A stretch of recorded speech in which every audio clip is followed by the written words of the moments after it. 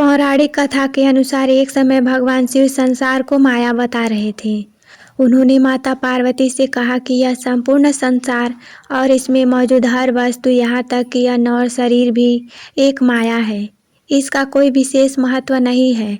भगवान शिव के मुख से अन्न को माया कहना माता पार्वती को अन्न का अपमान लगा, क्योंकि वह संपूर्ण जगत की जननी और पोषण करता है। उन्हें यह बात सुनकर बहुत दुख हुआ और वे क्रोधित भी हुईं। माता पार्वती ने भगवान शिव को अन्न का वास्तविक महत्व समझाने का निश्चय किया।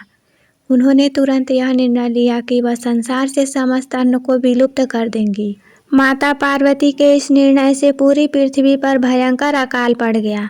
धरती बंजर हो गई और किसी भी प्राणी को अन्न नसीब नहीं हुआ। मनुष्य, देवता और दानव सभी भूख से व्याकुल होकर त्राहि त्राहि करने लगे। चारों ओर हाहाकार मच गया। जब संसार की पीड़ा चरम पर पहुंच गई, तब समस्त जीवों के कल्याण के लिए माता पार्वती ने देवी अन्नपूर्णा का दिव्य रूप धारण किया। उन्होंने काशी में निवास किया।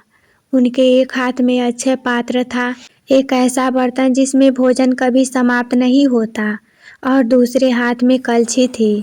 देवी अन्नपूर्णा काशी में बैठकर सभी भूखे प्राणी और देवताओं को अन्न का दान करने लगी।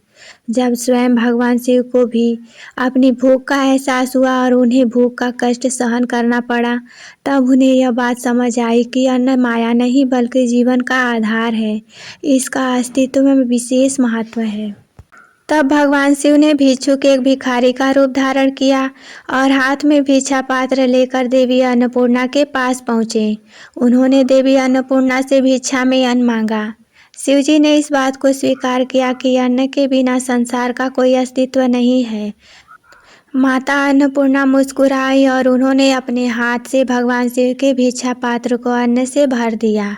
भगवान शिव ने वह अन्न ग्रहण किया और फिर वह अन्न पृथ्वीवासियों में वितरित कर दिया, जिससे संसार का अकाल दूर हुआ और सभी प्राणियों की भूख शांत हुई।